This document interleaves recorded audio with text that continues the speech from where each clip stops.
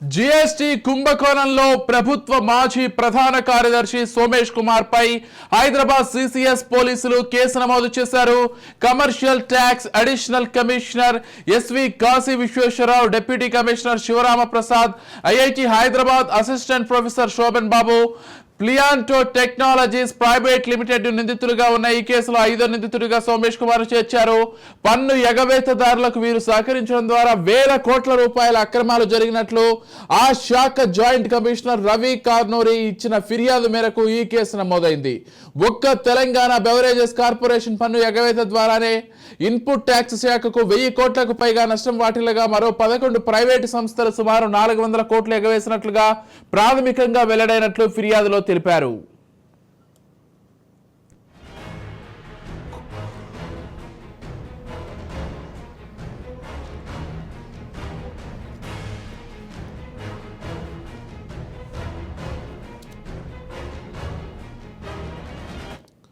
మానవ వనరులను సరఫరా చేసే big leap technologies and solutions private limited పన్ను చెల్లించకుండానే 25.51 కోట్ల ఇన్పుట్ ట్యాక్స్ క్రెడిట్ తీసుకుని మోసానికి పాల్పడినట్లు తేలిన నేపథ్యంలో కమర్షియల్ ట్యాక్స్ అంతర్గతంగా విచారణ జరిపింది. కమర్షియల్ ట్యాక్స్ ను వాణిజ్య పన్నుల శాఖకు సాంకేతికతను అందించే సర్వీస్ ప్రొవైడర్ గా ఐఐటి హైదరాబాద్ వ్యవహరించింది. తెలంగాణలో పన్ను చెల్లింపుదారులు నమోదు చేసే ఐటీ రిటర్న్ లో అక్రమాలకు పాల్పడినట్లు వాటిని గుర్తించడంతో డేటాను విశ్లేషించడం సర్వీస్ ప్రొవైడర్ చేయాల్సిన పని. పన్ను చెల్లింపుదారుల్లో ఎవరైనా అక్రమాలకు పాల్పడితే సర్వీస్ ప్రొవైడర్ రూపొందించిన స్క్రూటినీ మాడ్యూల్ గుర్తించాల్సి ఉంటుంది. కానీ బిగ్ లీప్ టెక్నాలజీస్ అక్రమాలకు పాల్పడిన ఈ మాడ్యూల్ గుర్తించలేదు. వాణిజ్య పన్నుల శాఖ అంతర్గతంగా విచారణలో తీగలాగితే డొంక కదిలింది.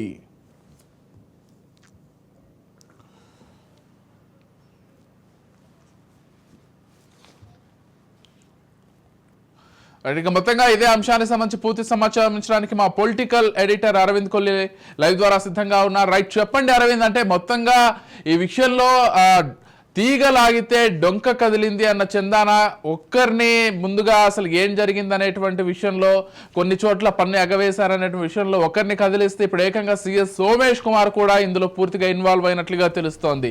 కేవలం తెలంగాణ బెవరేజెస్ కంపెనీ ద్వారానే 1000 కోట్ల రూపాయలు సైట్ చేసినట్లుగా తెలుస్తోంది. ఇలాంటివి అనేక ప్రైవేట్ కంపెనీలు ఉన్నట్లుగా కూడా ఇప్పుడిప్పుడే సమాచారం అందుతుంది. దీనికి సంబంధించిన పూర్తి సమాచారం ఏంటి అరవింద్? జిఎస్టీ శాఖ ఏదైతే కమర్షియల్ ట్యాక్సెస్ అనేది ఉంటుందో, గతంలో కమర్షియల్ ట్యాక్స్గా ఉండేది, ఇప్పుడు జిఎస్టీ శాఖగా మారింది. ఈ శాఖకి సంబంధించినటువంటి వ్యవహారాన్ని మీరు అన్నట్లుగా ఒక పర్టికులర్ కేసుని తీసుకొని పరిశీలిస్తే సుమారు 1000 కోట్లకి సంబంధించినటువంటి స్కామ్కి సంబంధించినటువంటి ప్రాథమిక ఆధారాలు లభించినాయి. దీంతో పాటు ఇంకొక ముఖ్యమైన అంశం గమనించాల్సింది ఏంటంటే, ఇది 1000 కోట్లతో ఆగే పరిస్థితి కూడా లేదు. అదే సందర్భంలో గతంలో బీహార్ లాబీ ఏదైతే ప్రస్తావన వచ్చిందో, బీహార్ లాబీ చుట్టూ తిరిగినటువంటి ఆరోపణలు, బీహార్ లాబీకి కీలకంగా ఉన్నటువంటి వ్యక్తి అయినటువంటి సోమేష్ కుమార్, ఈ సోమేష్ కుమార్ చుట్టూ తిరిగినటువంటి ఆరోపణలు, సోమేష్ కుమార్కి కేసీఆర్ కుటుంబానికి ఉన్న సాన్నిహిత్యం, కేసీఆర్ కుటుంబానికి ఉన్నటువంటి సాన్నిహిత్యానికి సంబంధించిన అంశాలు, ఇవన్నీ కూడా ఇప్పుడు వెలుగులోకి వస్తున్నటువంటి విషయం గమనించాలి విజయ్. అయితే ఇక్కడ ముఖ్యంగా గమనించాల్సిన అంశం ఏంటంటే, ఒక ల్యాబ్స్ దొరికితే, ఒక లోపం దొరికితే, వ్యవస్థలో ఉన్నటువంటి ఒక లోపం దొరికితే ఆ లోపాన్ని సరిచేయాల్సినటువంటి టెక్నాలజికల్ పార్ట్నర్ కాదు. అదే సందర్భంలో ప్రతిష్టాత్మకమైనటువంటి విద్యాసంస్థగా ఉన్నటువంటి ఐఐటి అధికారులు కానీ, ఐఐటి అధ్యాపకులు అధికారులు కానీ, వీళ్ళు కూడా ఈ దీంట్లో భాగస్వాములు కావటం ఒక కీలకమైనటువంటి పరిణామంగానే చెప్పాలి విజయ్. ఎస్, అంటే ఎంతవరకు అక్రమాలు చేశారనేది ప్రస్తుతం ఒక పెద్ద క్వశ్చన్ గా ఉంది. కేవలం ఈ 1000 కోట్లు లేకపోతే ఇతర కంపెనీలకు సంబంధించిన 400 కోట్లు మాత్రమే చేశారా, లేకపోతే ఇంకా ఇది విస్తరించి ఉందా అనేటువంటి అంశాలు కూడా ప్రస్తుతం చర్చకు వస్తున్నాయి. అరవింద్, ఎలా చూడాలి అంటే దీన్ని ఒక ప్రాథమికమైన అంశంగా, ఒక అడ్మినిస్ట్రేటివ్ అంశంగా చూస్తే, ఒక లోపం బయటపడినప్పుడు ఆ లోపాన్ని సరి చేయాల్సినటువంటి పాత్రలో పోషించాల్సినటువంటి అధికారులు కానీ, అదే సందర్భంలో టెక్నాలజికల్ పార్ట్నర్ కానీ, ఫెసిలిటీ పార్ట్నర్ కానీ, వీళ్ళందరికీ కూడా మొత్తం విజిలెంట్గా ఉండాల్సినటువంటి వీళ్ళు దీని ఆధారంగా, ఒక లోపం ఆధారంగా ఈ స్కామ్కి పాల్పడటం, ఈ స్కామ్కి పాల్పడటానికి స్పెషల్ ఇనిషియేటివ్ అనే ఒక గ్రూప్, ఒక వాట్సాప్ గ్రూప్ క్రియేట్ చేసుకోవటం, 2022 నుంచి 2024 అంటే ప్రభుత్వం మారే వరకు కూడా ఆ గ్రూప్కి సంబంధించిన యాక్టివిటీస్ ఉండటం, వీటన్నిటిని కనుక కలిపి ఆలోచిస్తే దీన్ని ఒక లోపం ఏదైతే గమనించారో ఆ లోపాన్ని ఎత్తి చూపే క్రమంలో, ఆ లోపాన్ని సవరించాల్సినటువంటి క్రమంలో ఈ రకమైనటువంటి భారీ స్కామ్కు పాల్పడటం నిజంగానే ఒక పక్క ఐఏఎస్ వర్గాల్లో కానీ, రెండో పక్క న్యాయవాద వర్గాల్లో కానీ విస్తృత చర్చకు దారితీసింది, రాజకీయ వర్గాల్లో కూడా విస్తృత చర్చకు దారితీసిందని చెప్పక తప్పదు విజయ్. ఎస్, అంటే అరవింద్, ఇక్కడ ఎవరైనా కానీ అక్రమాలకు ఒకవేళ పాల్పడితే సర్వీస్ ప్రొవైడర్ రూపొందించినటువంటి స్క్రూటినీ మాడ్యూల్ గుర్తించాల్సి ఉంటుంది. కాకపోతే అక్కడ కూడా అక్రమం జరిగినట్లుగా తెలుస్తోంది. వాళ్ళు కూడా కావాలని గుర్తించకుండా మరింత దీన్ని ఒక పెద్ద క్రైమ్గా చేశారు. అంటే ఇక్కడ గుర్తించకుండా అనే వాదనతోటి అంగీకరించడానికి లేదు. గుర్తించబట్టే దాన్ని లూప్ హోల్గా భావించి, దాన్ని ఏదైతే మొత్తం సిస్టంలో లూప్ హోల్గా భావించి ఆ లూప్ హోల్ని ఆధారంగా చేసుకొని మరిన్ని అక్రమాలకు పాల్పడ్డారు.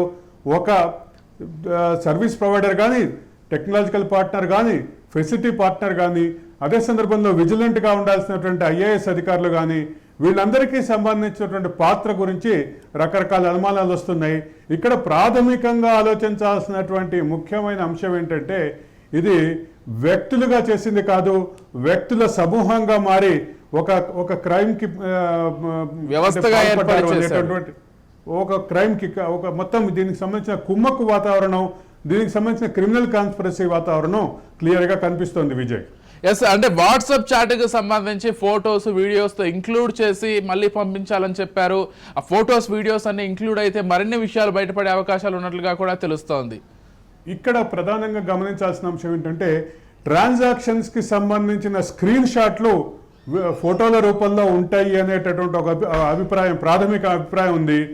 ఈ అంశంలో అవే కీలకం కాబోతున్నాయి అనేటటువంటి అంశం కూడా ఒక పక్క విచారణ చేసినటువంటి పోలీస్ అధికారులు కానీ, ఈ తరహా వ్యవహారాన్ని గతంలో చూసినటువంటి న్యాయవాదులు కానీ చెప్తున్నారు. ఇక్కడ ప్రాథమికమైన అంశం ఏంటంటే, వాట్సాప్ గ్రూప్లో జరిగినటువంటి చాట్లో కేవలం టెక్స్ట్ చాట్లతో పాటు ఏవేవైతే స్క్రీన్ షాట్లు కానీ, ఏవైతే ఇమేజ్లు కానీ, ఏవైతే ఇవన్నీ షేర్ అయినాయో వాటి ఆధారంగా దర్యాప్తు మరింత ముమ్మరం అయ్యే అవకాశం ఉంది. వాటి ఆధారంగా ఈ దర్యాప్తు ఇంకా ముందుకెళ్లే అవకాశం ఉంది. దర్యాప్తుకు సంబంధించిన ప్రాథమిక ఆధారాలు దొరికినాయి. దీనికి సంబంధించినటువంటి మరిన్ని ఆధారాలని బయటపెట్టబోతున్నాం అంటూ ఇప్పటికే క్లారిటీ వచ్చింది. కాబట్టి ఇది కీలకమైనటువంటి దశగానే చెప్పాలి. ఈ కీలకమైనటువంటి దశలో ఇప్పుడు ఆ స్క్రీన్ షాట్లు కానీ ఇవన్నీ కూడా చాలా ప్రధానమైనటువంటి సాక్ష్యాలుగా మారే అవకాశం ఉందని చెప్పక తప్పదు Vijay. Right, thank you Arvind.